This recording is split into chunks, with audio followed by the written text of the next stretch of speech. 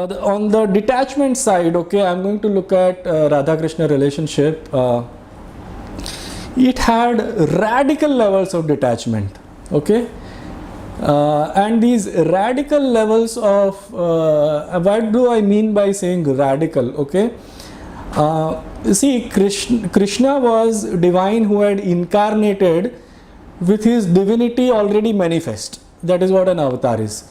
Whereas Radha was divine who had incarnated with the divinity dormant, not yet manifested, and Krishna ignited the divinity of Radha.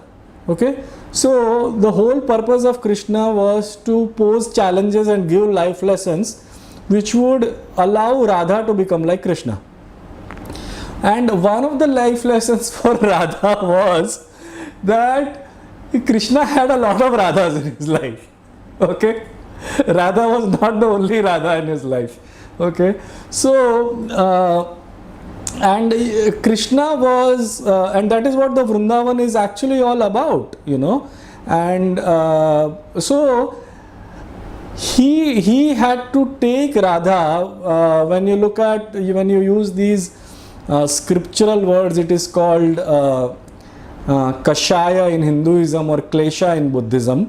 So he would make, or dosha in regular Hindi, he would make Radha free of every dosha, one after another. Okay, so this one is around moha.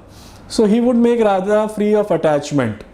And one of the instruments in his hand was the various gopikas and his relationships with the various gopikas.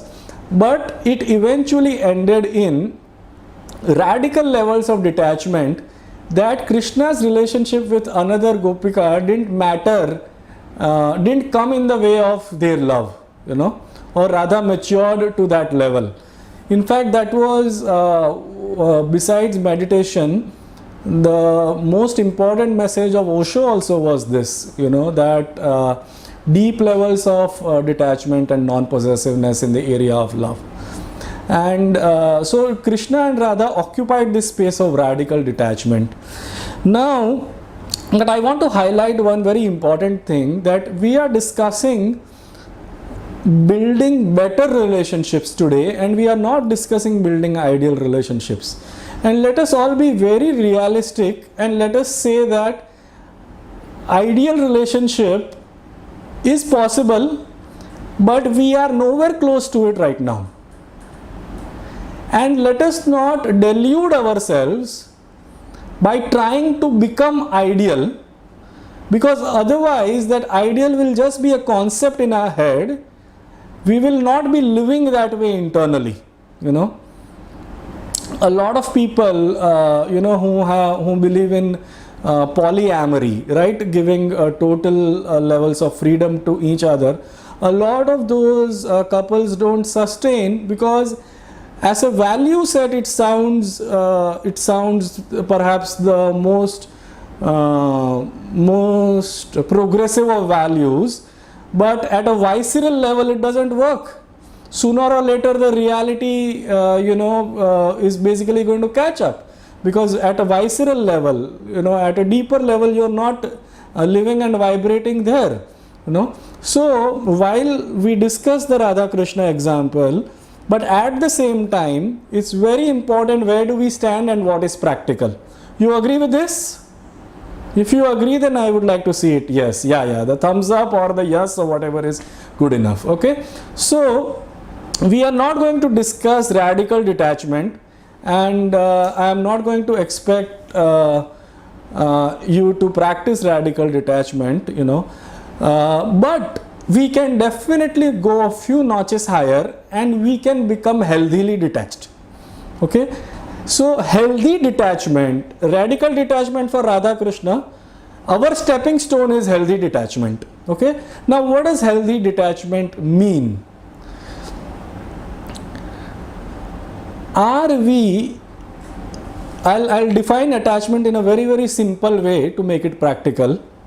Are we making the other person's emotions our own emotions? Then we are not healthily detached.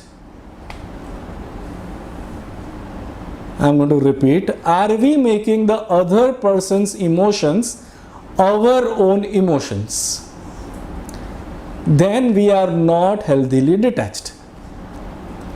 And everywhere you will see that we are the whole conditioning is such that we are expected to be attached. I can see one thing my mother-in-law often tells.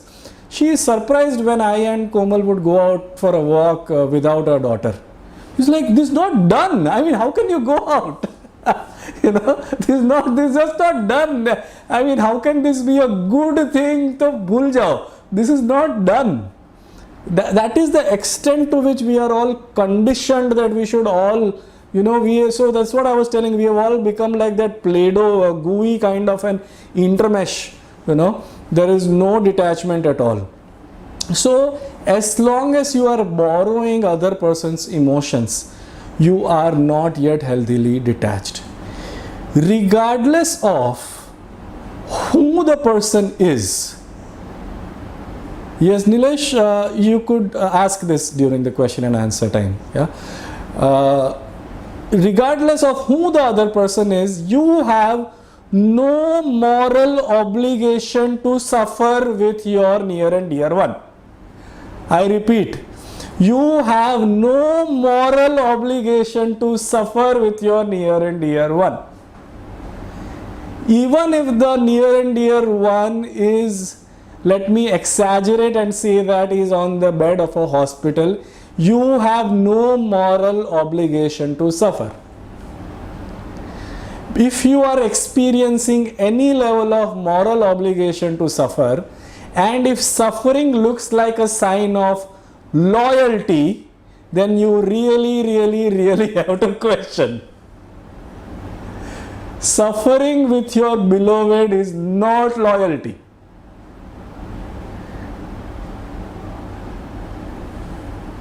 Feeling angry when your life partner or your sibling is angry is not loyalty. You go to watch a movie together, and generally I have seen both will either say are together in terms of the review. दोनों का review भी कई बार similar होता है ज़्यादातर बार. क्यों लेकिन?